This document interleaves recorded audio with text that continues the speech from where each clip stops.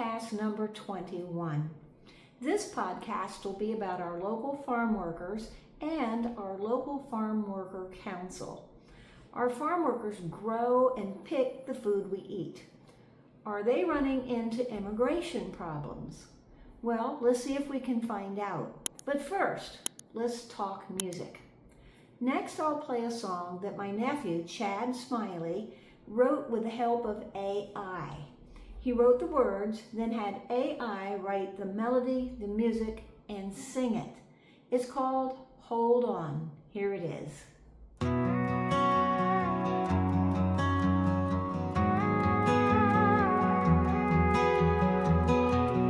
Empty chair, empty room.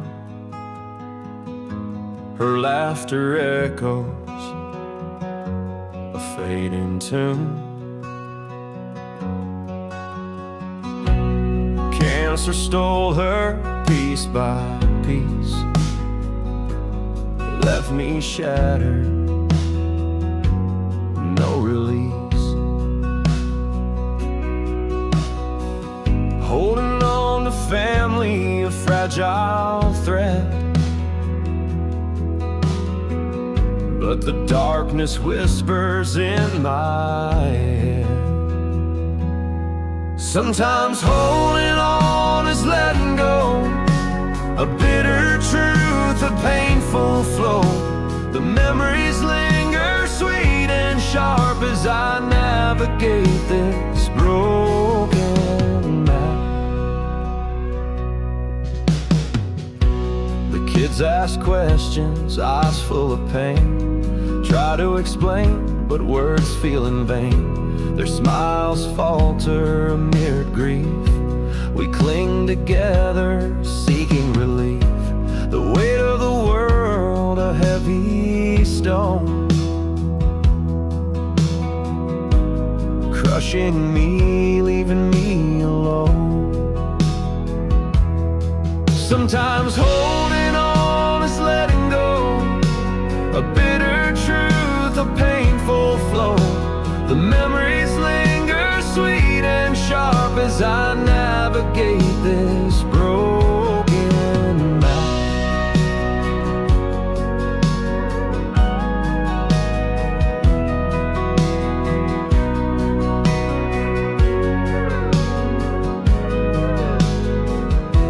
Suicide shadow, a tempting embrace, a quick escape from this desolate space. But I fight it back, for their sake, for mine, searching for a flicker, a hopeful sign. Sometimes holding on is letting go, a bitter truth, a painful flow.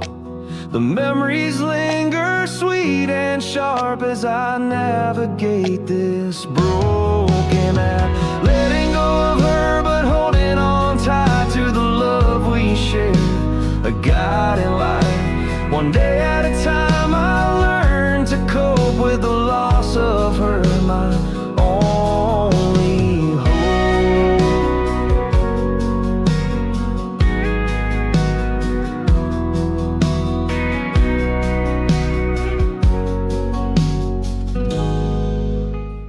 Hope you enjoyed it.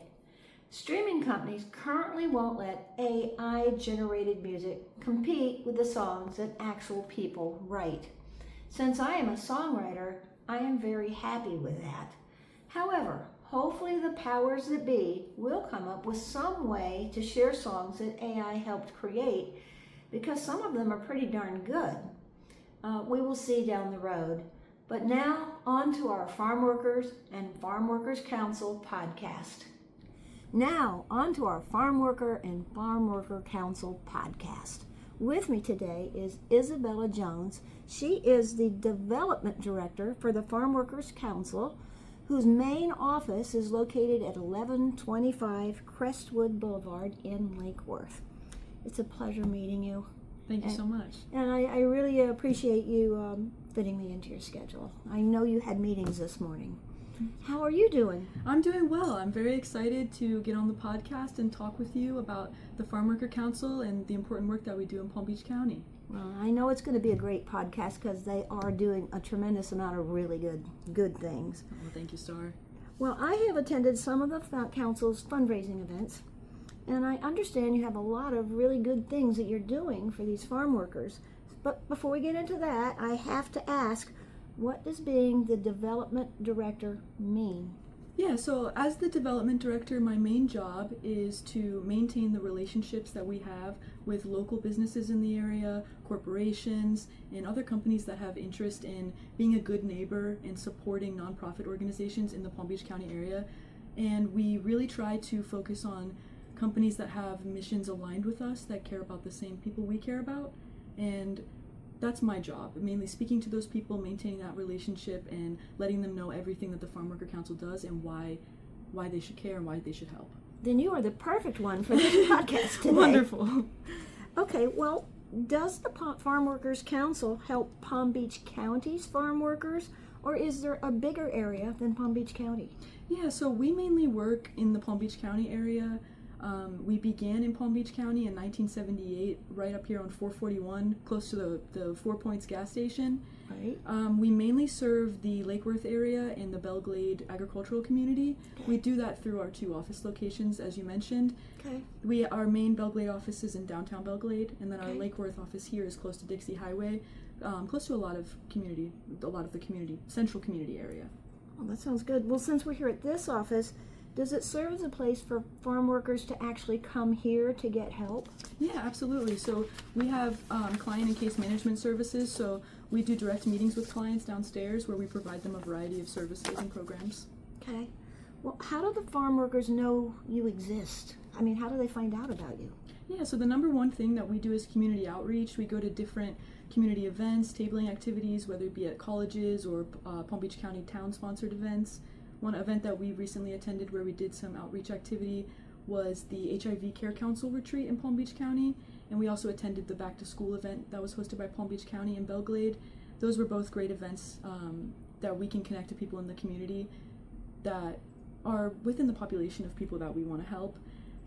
On top of outreach and tabling, we do referrals from other organizations. That's a big one. Okay. And then a lot of people honestly get our information through calling 411.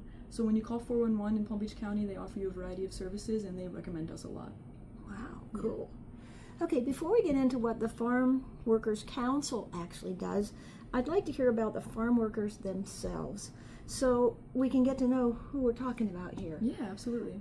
The big question on I think everybody's mind is, with our immigration issues, do we still have our farm workers? Yeah, Star, that's a great question. And right now it is a very difficult thing to understand immigration and the variety of perspectives that people have when approaching immigration. Something that we're really focused on here at the Farm Worker Coordinating Council is helping the people that we can in our community that come to our offices and that are directly in front of us. So we really take the boots on the ground approach of speaking directly with our clients in our community. And there is a variety of other organizations that I would say specialize more directly in immigration services. One would be the Guatemalan Mine Center, and another one would be the Legal Aid Society of Palm Beach County. They're 2 local organizations that have a strong drive in programs for immigration specifically. So if we have clients who have specific immigration issues, we do refer them to our local agencies that are more equipped to deal with things like that. Okay, so if someone is deported, there's places where you can refer them to go. Absolutely. To. Okay, well, do we have enough farm workers to do the job out there, or have very many been removed from the farm worker pool? Yeah, I believe that we do still have, a really large farm worker population in the state of Florida. It's hard to get these numbers right now because with everything that's going on right now, we don't have the reports of this year and things like that. At the end of last year, at the end of 2024, the U.S. Department of Labor reported that we had over 100,000 farm labor position openings in Florida, and those are being filled through a variety of different ways, whether it be local Floridians that are in the farm worker profession, or whether they be migrant and seasonal laborers that are either here on visas or their permanent residences, and they travel up and down the East Coast to do farm labor. Okay, so the farm workers, they do have the official paperwork to be here. Yeah. Okay, that's good. Okay, can you tell me about the farm workers themselves, like what they do, who they are, I mean, stuff like that? Yeah, so while we do have a large population of American-born farmers in the United States, specifically in Florida, a large percentage of our farm worker population is foreign-born Spanish-speaking laborers. A lot of them come over, like we mentioned before, through H-2A agricultural visas. And it's typically a family unit, a father and a mother and children. Okay. And they typically live in agricultural communities, which in Palm Beach County for us is the western side, Belglade and Clewiston. And they typically come and work here during a 10-month season out in Florida from August to May. They pick the crops that feed us, that nourish the entirety of our country. And they do it in extremely difficult working conditions. They go to work very early in the morning. They work outside in the sun all day in the extreme Florida heat. And yeah, it's a very difficult job to do, especially in Florida. So do they plant and pick? Yeah, so that's a great question. Not all of the farms here do follow the same practices. Okay. For example, there are certain farms that get laborers as early as August to plant. And there are other farms that they do like a two-prong approach. They have local planting, and then by the time harvest comes, they supplement with workers just for harvest. Because I think a lot of farms do require a lower amount of labor for the planting season than they require for harvest. So harvest requires a lot more hands. Okay. Well, that's interesting to know. Yeah. Well, what if they come over and they're single? Do single farm workers ever come over? Yeah, absolutely. So how do you help them? we help them in the same way. So we have a variety of different services here that people can qualify for. We have two main services that are relevant to farm workers. It's the Family Preservation and Economic Stabilization Program, which focuses on families and has income requirements. And then we have our People in Need program, which is a little bit looser and typically something that we would utilize for single individuals in a variety of industries in addition to farm working as well. Single farm workers, they typically live in communal housing. So difficulty in meeting clients that are single farm workers is that a lot of them do not have access to transportation. They live in agricultural neighborhoods, and they're kind of far removed from a lot of these brick and mortar services. So a lot of them receive most of their services through their labor company or through their employment. Those are the people that is harder for us to reach, and that we definitely want to bring more of them into our offices. Okay, well, back to the people that are married or couples. Yeah, absolutely. While they're out picking fields, where do their kids go? What happens with their kids? You know, that's another great question. During the school year, obviously we all get wonderful childcare through the public school system, but during the summertime it's very difficult to not only find childcare that is safe and trustworthy, but that is affordable on such limited farm worker salaries. So because of that, either the mother will stay home to take care of the children, which limits their ability to receive double the income, Right. or they participate in a variety of summer programs offered by nonprofits like us. So for example, this past summer we did have a summer school program that was available to our clients, and we had a lot of our children would come and spend time at our agency for a couple hours fostering education while their parents were working. Okay. Well, back to the public school situation with the kids. The farm workers have to leave so early. How do they get their kids to the public schools, and how do they get home in time to pick them up? Yeah, that's an extremely difficult question that I don't think is answered through one main way. I know a lot of farm workers share a lot of communal transportation with each other through sharing rides and things like that. They kind of form a friendship community of helping each other out, because like I mentioned earlier, in these agricultural communities, public transportation is extremely limited. Yes. So it is a lot of relying on friends and family and agencies like us to bridge that gap when there's a large need. Okay, that makes sense. Well, why do I keep hearing the farm workers need help. Why do they need help? Yeah, so a large reason that farm workers need help, specifically not just in the state of Florida, but specifically in Palm Beach County, the average individual income for a single farm worker is only $20,000 to $25,000 a year, and for a household with one farm worker and a spouse who's either working part-time, whether in the agricultural industry or other, or just doing gig jobs, finding different ways to make money, that only bumps up the income to $30,000 to $35,000 average household income per year for a family of 4. Oh, wow. And as I'm sure you're familiar, being a native to Florida, the housing costs are astronomical and they continue to rise. And they keep going up and up and up. Exactly. And so, HUD tells us that an extremely low income designation for a family of 4 in Palm Beach County is $32,000. Okay. So $32,000 for a family of 4, they're falling below the poverty line, and they're definitely not meeting the 30% income to housing cost ratio that is suggested. For example, the median rent for a 3-bedroom apartment in Palm Beach County is $3,000. That's almost the entirety of a year's salary for a farm worker family. So it's a difficult problem, specifically with how exorbitant housing costs are in Palm Beach County. Okay, well, did you want to tell us about the farming history here? Yeah, absolutely. So the state of Florida has a very rich and robust farming history. The Seminole tribe farmed in Florida from as far back as we know, from the 1500s to the 1700s. I didn't even know that. Yeah, So cultivation of sugarcane and a variety of other crops. Back before Florida was redone by the Army Corps of Engineers and we didn't really have the canal system that we have now, the entirety of Florida was pretty much just one big open swamp that would flood and reflood. Yeah, so a lot of the irrigation system in Florida is very unique, and it's one of a kind due to these canal systems. But following the Civil War and during the Reconstruction period, there was a giant boom of railroads being built in Florida. On the Palm Beach side and on the East Coast, ours is Henry Flagler. Mm-hmm. So with the construction of these railroads, the state of Florida was able to commercialize agriculture through the central area and through the west, what to us would be the western region. And because of that, agricultural grew drastically, beginning with citrus trees, and now it's eventually our largest in Palm Beach County is sugarcane. So in Palm Beach County specifically, I believe we have over 100,000 acres of sugarcane, and it's actually closer to 200,000. Wow. Just in Palm Beach County. Wow. Yeah, and so that was all made possible by the railroad system that first started commercially transporting Florida goods to the northeastern market.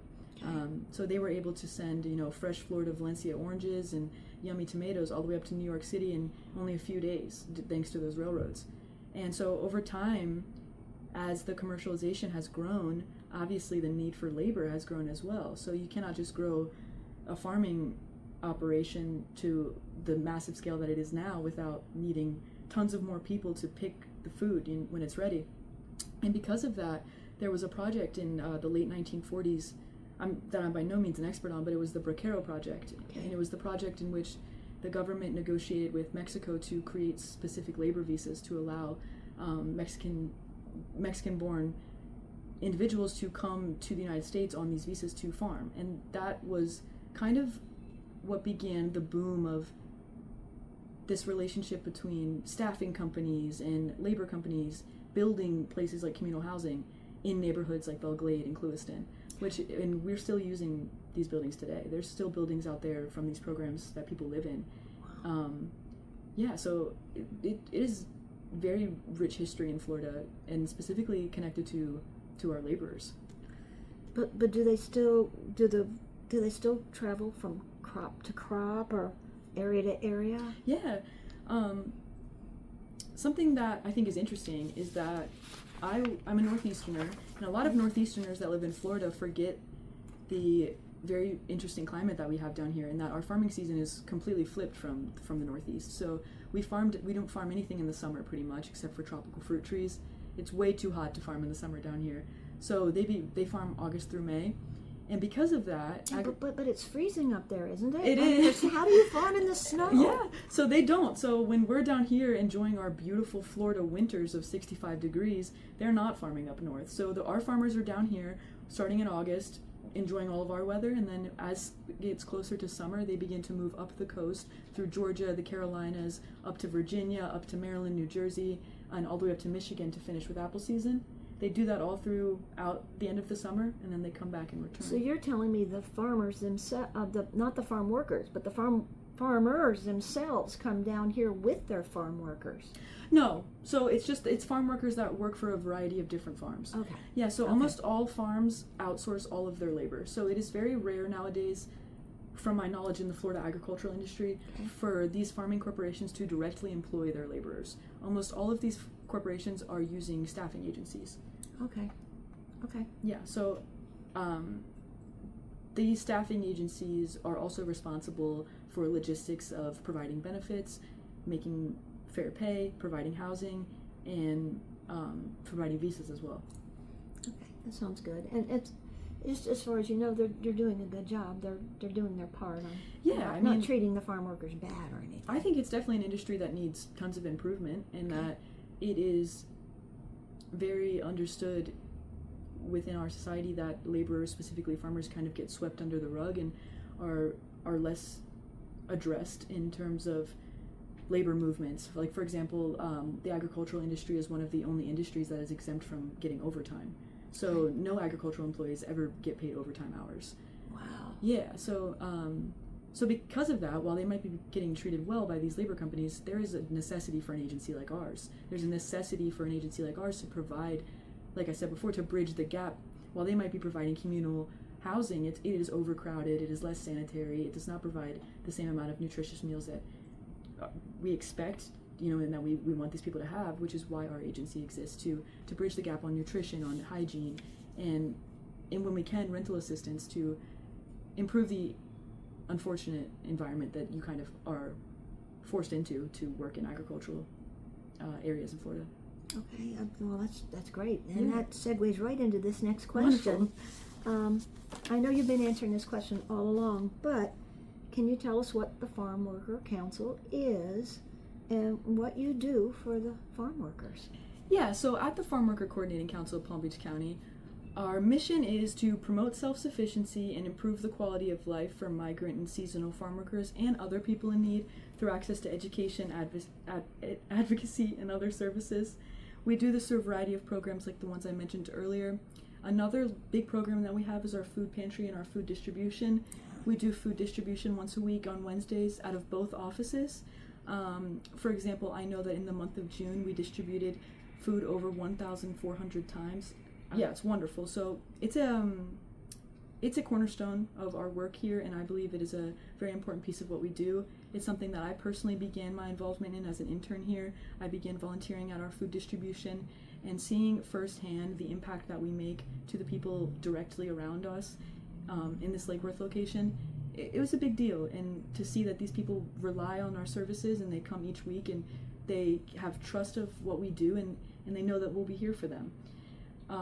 Our food distribution services is another way that we pull people in to become clients in our organization, to where we can offer them case management services, a few of the other programs, and education programs like nutrition classes, parenting classes, and financial literacy. And also you tutor the kids. Yeah, we do summer school programs and things like that for students as well. Now, do you also have some enrichment programs for the kids, like taking them to the Kravitz or taking them anywhere? Yeah, so field trips are a little bit difficult because we have limited transportation with the children. Mm-hmm. So while we haven't done any big field trips recently, we've done some sort of we do special enrichment activities where we pick fun topics to do interactive lessons for them. We recently had an activity all about dinosaurs, where some of our gracious board members, they had a gentleman with his PhD from the University of Ohio who did a presentation on dinosaurs for the kids. And one of our board members also came in dressed up as a dinosaur, full blow-up costume. Oh, wow. Yeah, we have some wonderful photos from that event, and that was really enriching for the kids. Another wonderful event that I believe is extremely important was our back-to-school event. So our back-to-school event, we did 2 different iterations of it this year. We did one with Palm Beach County Schools out in Belle Glade, where we distributed backpacks. That was an event led by Palm Beach County that we participated in, but we did our own event here in our Lake Worth office this past Friday called our Back to School Bash. That event is generously sponsored by Frankel and Kaminsky. They're a partner of us. They give tons of money for children specifically in our school programs, but we were able to provide backpacks to 50 of our students, and along with those backpacks, we were able to provide a new pair of sneakers for the school year, a fresh haircut, and lunches that were provided. So those were all provided through some other generous community partners. Jacob's Shoes and 21 Sandwiches, they help us with our student events, and specifically the back to school one.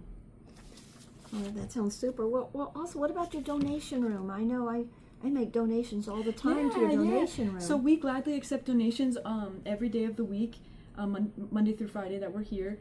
And we take donations of clothing, kitchen items, other homewares, shoes, things like that. And we offer this donation room to our clients to come and grab items that they need for their home completely free of charge. We have wonderful volunteers that sort through this donation room for us and make sure it's all nice and organized. Well, cool. Well, just to let you know, I like donating to this instead of to Goodwill because they, make people pay for it again. Yeah. You give it away. Yeah, absolutely. So, I mean, everybody really should be giving to this organization. Yeah. A thing that is absolutely wonderful is women's clothing and children's clothing. When we get large donations of children's clothing here, it goes very quickly to all of our clients. They absolutely love the children's and the baby's clothing, because I'm not a parent, but any parents out there might know your kid's going through a different size every couple months. Oh, yeah. It's hard. It's hard to keep up with that kind of thing. So that type of stuff we're very grateful for. Well, we've talked about all this, but who pays for it? Where does the funding come for all this? Yeah, so the fundraisers that we have planned so far this year, 3 big ones coming up. So we have our Summer Sizzler event. It happens August 27th at Don Ramon's here on Dixie Highway. This is an event that is mainly aimed at networking, connecting like-minded individuals in the community who have a passion for helping, passion for human services, and want to learn more about our agency and get connected with other people in the area. It's a good opportunity for business owners who have a desire for corporate giving, like I've mentioned before, and then also just members of our agency, friends of the agency, to come and hang out and spend a little bit of money to support, and those funds come back and support our vital programs and services. Aside from the Summer Sizzler, we have our holiday luncheon that's happening in December. This is a fun event. It's happening at the Fountains Country Club this year. We serve lunch to everybody, we provide entertainment, we do a silent auction, and this is a great time for everyone to hang out and support the agency around the holidays. It's a good time to do communal giving during the holiday season, I believe. Well, I have to say these fundraisers, these auctions and the extra things they have to make money at these events, they're fun. Yeah. They are fun. Yeah. I've been doing some digging, and I've gotten some really interesting stuff donated for our silent auction for the holiday luncheon. Oh, so nice. I think there'll be some fun stuff there this year again.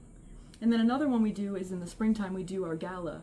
So every year in the spring, we celebrate our funding for that year. We celebrate all of the wonderful people that donated to our agency, and we use it kind of as our final hoorah before the end of our fiscal year to finish getting in some funds and to really paint a big picture to the community of the type of support that we want and the type of communal relationship that we want to continue. Well, Isabella Jones, is there anything else we should know about? Can you think of anything else to tell us about? Yeah, absolutely. My number one thing is that you should come to the Summer Sizzler. So if you come to the Summer Sizzler, you'll get the wonderful opportunity to meet me and hear all about the agency and what we do. You'll meet Star as well at the Summer Sizzler. We'll be there together. And I think that I'd like to leave a message with people that you should get involved in an agency in your area, regardless of if it's my agency. If you're in Palm Beach County, though, I'd like it to be mine. But in general, it is very good to be involved in agencies in your area that help people, because it is the cornerstone of developing a community to have people that care and that want to spread that to others in the neighborhood, and that is how we rebuild our neighborhoods in a way that is love-centered. Well, thank you so much, and we can tell that you really do care. Oh, thank you. And you're an organization that's really doing things for people that I think are a little unrepresented. Yeah, absolutely. And thank you so much for doing that. And one more thing I wanted to mention is about the kids and your enrichment programs and everything for the kids. I think you're taking the kids to the next level, so perhaps they don't have to be farm workers. Yeah, that's a great point, Star. I mean, just to bring that in, I mean, this organization is really helping them. Yeah. Well, we need more people like you. Thank you you, for Star. telling us all these things. I learned a lot of things I did not know. Wow. So, well, thank you. Thank you so much. It was a pleasure to be here. Take care. Thank you. Now, I just want to show you a few more things. Here in the front of the Lake Worth Farm Workers Council building, you can see the carport where food is given away. Next is a close-up of their sign. This is the vegetable art at the end of the table where we shot the videos. This vegetable artwork was given to the council, and you can see they are very properly displaying it. This is the sign on the donation room. It was also given to the council. The man you see here is Ernesto Gonzalez, founder of the Farm Worker Coordinating Council in 1978. Then to finish up, there are 3 videos. Here's Isabella in the donation room.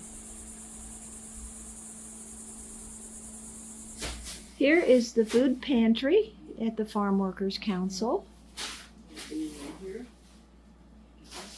Things are being packed up. And there is Trudy. She's packing up 100 packages. 100 packages, right? Over 100 packages. So here's an example of some stuff that we typically rely on our wonderful volunteers for. Each week we pack up our items from our food pantry into these wonderful little bags full of nutritious food for our families to take home. We try to pair items in there that are good for a meal. We do some pasta sauces and noodles sometimes. We always try to do rice and beans to make sure that they got the basics to get started on the nutrition. And then we just tie them up like this. And we double bag them, and then we put them right down here in our bins to get ready for our food handout on Wednesdays. Wow. And the bins are full. Yes. Wow, more bins. The bins are Cool. full, thanks to Miss Trudy. Now, what about my next podcast? How about a podcast on the National Croquet Center? It's located right here in West Palm Beach. They have 10 acres and 12 croquet courts, and that should be a very interesting podcast. Well, that's it for this podcast. Star signing off. See you next time.